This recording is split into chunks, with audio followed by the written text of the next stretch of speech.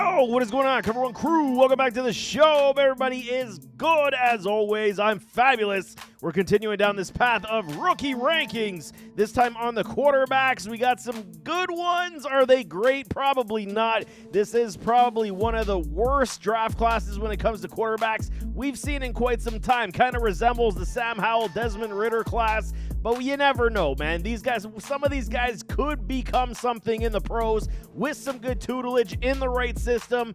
I do got 5 on my board. That is definitely worth watching out of this class. Let's talk first one, number 5, Dillon Gabriel. First one on my board, Oregon Ducks. He has moved around college football quite a bit. He's played in 64 contests, 65% on the completion percentage, 18,722 yards. I'm telling y'all, this guy's got a doctorate when it comes to how many times he's been playing football. 155 touchdowns to 32 interceptions. Statistically speaking, I mean, it's massive amount of statistical achievement for this man. Added 1,200 rushing yards and 33 rushing touchdowns. So he's almost in the 200 spot when it comes to touchdowns in his collegiate career. He is a good football player. Is he great? It is debatable without question. Undersized, but he does have a good frame. He's stout, put together in a sense that if he does take some punishment, at least he's going to be able to handle what is dished out to him, man. He's got a good arm, and that ball can fly. Even on the film, you see it. The lefty quarterbacks typically don't have the, strong cannon of an arm outside of a Michael Vick-esque, but Dillon Gabriel does have a good arm. We saw it at the Combine as well. Did showcase the fact that he can rip it down the field, and he definitely can do that in game time film, man. Rollout left accuracy, very good. Obviously, for the lefty quarterback, it is where his bread and butter would be, should be, and likely will continue. There is good, ability in this as well. He has shown big boy throws, mid-range, over the linebacker, in between the windows of the safeties. Seen it many, many times, and I think that he's going to be able to do this in the pros as well. He can throw tight ropes, man. That's all you're asking your quarterbacks to do is get those big boy throws, throw those tight ropes, get some good touch on the ball, and we'll see what we can do. Solid mobility, creative. He does avoid the rush. He does extend plays. Very good, and it matured as he did move forward. I believe it was at OU, and then when he went to Oregon following a Bo Nix, because that offense definitely does showcase the fact you can have a high-octane offense. Look good this year as well. Arm strength is good. I'm not going to say it's great. I'm not going to say it's excellent. It's good, and at least he's going to be able to compete in the NFL at some level. I do like Dillon Gabriel as my number 5. Number 4, Jalen Milroe, Alabama Roll Tide product, 6'1", 220, 38 contests, 64% on the completion, 6,000 passing yards, 45 TDs to 20 interceptions. He did add 1,577 rush yards and 33 TDs himself. He is definitely on tap to being another, I don't want to say it's exactly the same because stature was different with an Anthony Richardson, but it's a very similar type of situation. Excuse me, very raw type quarterback. Can he ever be something in the pros? Is his passing aptitude going to extend further than what we had seen in college football? He's got a good frame, but he is, the shorter stature, but very stout frame as well. 220, definitely nothing to sneeze at. Exceptional rushing upside. Power, speed combo, can get down the field, can make big-time plays with his legs, and hopefully that'll carry him for the first little bit in his NFL career, and then maybe he can get that passing upside moving in the right direction. We have seen the arm, man. He does have a big arm. He can launch it. Is it as good as somebody like an A-Rich? No, it's not, but it still is a very big arm, live arm, can get it down the field and will push it down the field when asked to do so. He's flashed ball placement excellence. There is no question in my mind. We've seen it so many times where he does put the ball in the right spot. You're like, okay, I see it now, Jalen, but now then he gives you 5 terrible passes and you're like, okay, I got to get out of this because, 20 interceptions definitely does see what he does throw. Poor passes. We saw it at the Combine as well, sailing it over his wide receivers that were moving in the right direction. He was going in the wrong direction. So, I mean, there is a lot of raw tendencies to his game. There is no question about that. Like I'm saying, man, regressed a little bit when it came to interceptions in 2024. So that's a lot of question marks where there was a lot of hype coming out saying, Jalen Milroe is going to be this, next great great dual threat quarterback, and he kind of regressed in the pass game quite a bit last season, no question. Accuracy, progressions, timing, there are issues, okay? And this is what I'm saying. Raw prospect, but the sheer upside and athletic ability and talent that he does possess will give him some upside, and somebody will take a chance on him, hope to develop his game further. Decision-making definitely is up and down, but if you're drafting somebody like a Milroe, you got to know what you're getting right from jump, and then you got to hope that you're going to progress them in the right direction. Number 3, Jaxson Dart, man, 6'2", 225. Okay, he's a put-together quarterback as well. Good frames on majority of these quarterbacks over the 200 threshold. You got to love it, man. 230, definitely no worse for wear when it comes to speed ability. 45 games, 65% on the completions, nearly 12,000 yards at Ole Miss, 81 touchdowns, and 27 interceptions. He also added 1,500 yards and 14 TDs on the ground as well, so he definitely does have some mobility to his game also, which is very good. Ball placement is very good. Good to very good. And I think that we've seen it more than once. You know, yes, he also does give you the times of pause and you're saying, you know, I don't know if he's going to be good. He's not really my guy, but how can we trust him? But then you see the great plays, the great touch on the pass.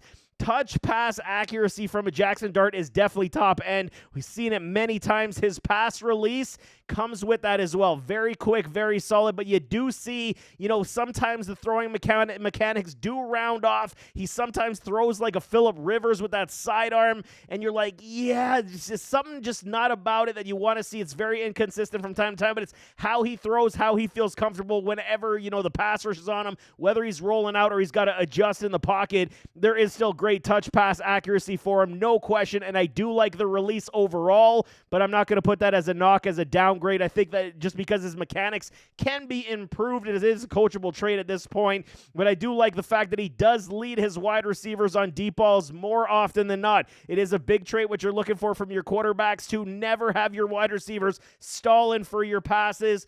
Jaxson Dart can definitely get him down the field. He's got more than enough mobility, like I'm saying, 1,500 plus yards. He can definitely you take off with his legs and make some plays.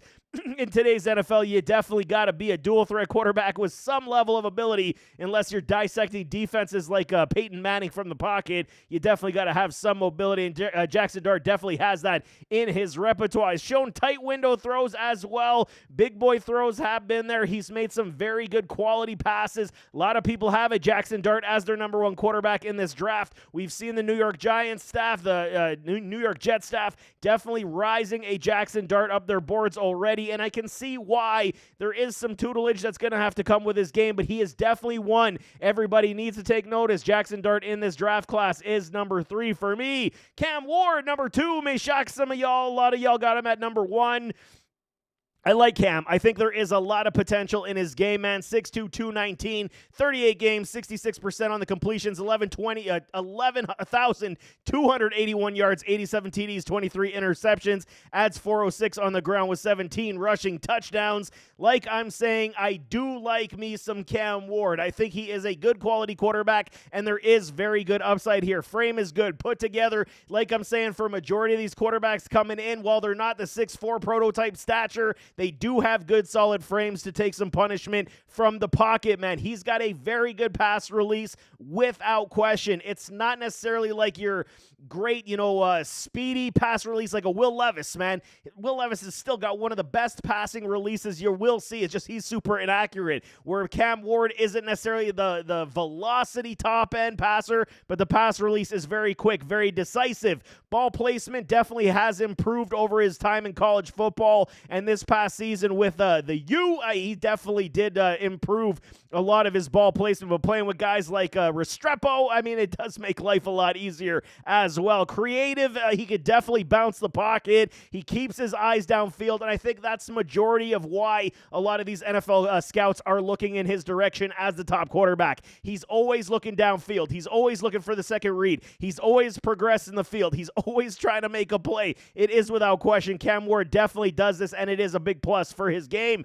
More touch than power, and I think that's kind of why I've downgraded him a little bit here in these rankings from number 1 to number 2, because there is maybe that more game manager touch pass rather than the streamlined straight ball power that he's going to get down the field. Not saying he can't go down the field. I'm just saying it is more touch than it is a straight up power. We've seen a lot of quarterbacks succeed in the pros when it comes to the touch pass, but I think that's kind of why I've kind of gone to the other direction to put, I think you guys already know who's going to be at number 1 for me, but that's why I have Cam Ward at number 2, man. He's got more than enough arm, like I'm saying. It's not a detriment. He's not, really trying too hard to slug it down the field. He's got a good arm, and it's an NFL arm, and he's going to be able to make a lot of plays with that arm. It's just not going to wow you to be like, oh my God, did he just chuck it 70 yards? Not part of his game whatsoever. Sound mobility, he's going to be able to take off and make some plays, not some big flash in the pan speedster. Milrose, probably that guy in this class, but Cam Ward, definitely mobility is not a problem for this man. He can be flat-footed at times. Didn't necessarily like that about his game either. Does throw off his back foot from time to time, but he is a good quarterback from this draft class, and I do think it is warranted of the first overall pick if that's how the Tennessee Titans want to go, but I do have him as my number 2 quarterback. Number 1, Shedeur Sanders, son of Dion, 6'2", 215.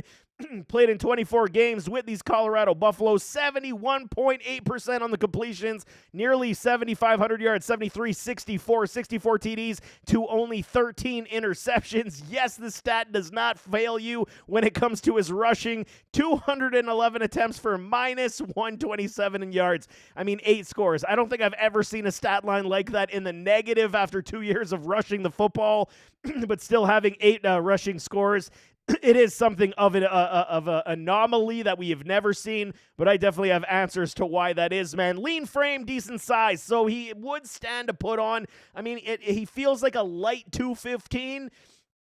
215 is definitely not going to fail him in the pros, but can he stand to gain 5 to 10? Sure, and I think it will definitely benefit him, but I also will say he did kind of lose a little bit of the step when it comes to, his rushing upside from Jackson State, but could have been competition as well, but it did look like he did lose a little bit of that burst. Arm talent is definitely there. He can short arm throws without question, and none of these guys are sure and franchise passing quarterbacks, for any club building their franchise around, but Shedeur, for me, the arm talent is definitely there. The release, the velocity, very good in my opinion. I think that he can definitely, chuck it when he needs to extremely hard. The release is probably one of the better ones here with a Jaxson Dart. I do like how he does throw the football when he does release it on time, whenever he, sees his wide receiver timing routes, whether he's, progressing the field, finds somebody crossing over the middle, and he does throw those darts. You can definitely see the velocity on his passes. Extremely accurate passer. This is what I'm saying. He takes care of the football.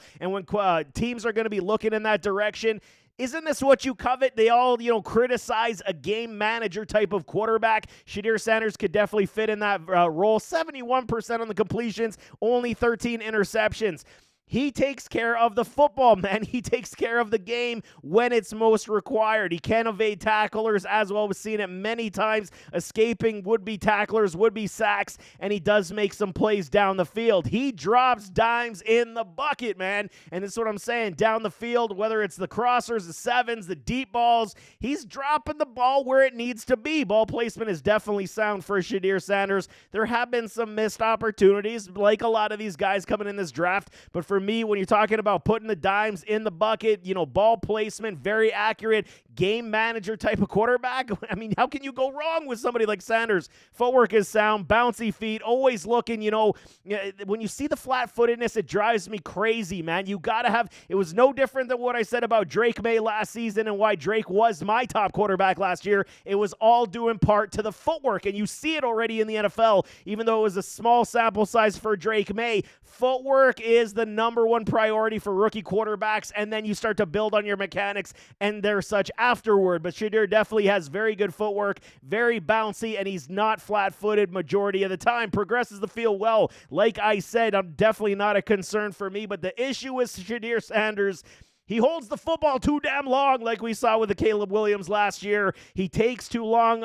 Takes too many sacks. He's always, this is the thing, what I'm saying, trying to be the protector of the football. He's got to learn how to throw the football away. That's still protecting the football and not putting your team in a hole when it comes to your losing 8 to 10 yards on your sacks. That's why he's got negative 121 rushing yards in his collegiate career. But Shedeur Sanders overall, I think, is the best prospect at the quarterback spot here this year in this draft. But Cam Ward definitely on his heels. It's more 1A in my opinion rather than 1 and 2, but I got to rank it for y'all specifically. But there you have it. That is quarterback rankings for these rookies coming into the NFL draft. We are getting closer. Draft in end of April. So, I'm going to be breaking down everything for y'all. Drop your comments in the questions. What do you think of these quarterbacks? Who is your quarterback? Who are you out on? Throw it in the comments. We could definitely talk it out. I absolutely don't dislike this class, but I'm not over the moon on it. But nevertheless, as always, don't forget to hit that like button, hit that subscribe button, jump in those comments like I'm saying, and we'll see you next time. I am out.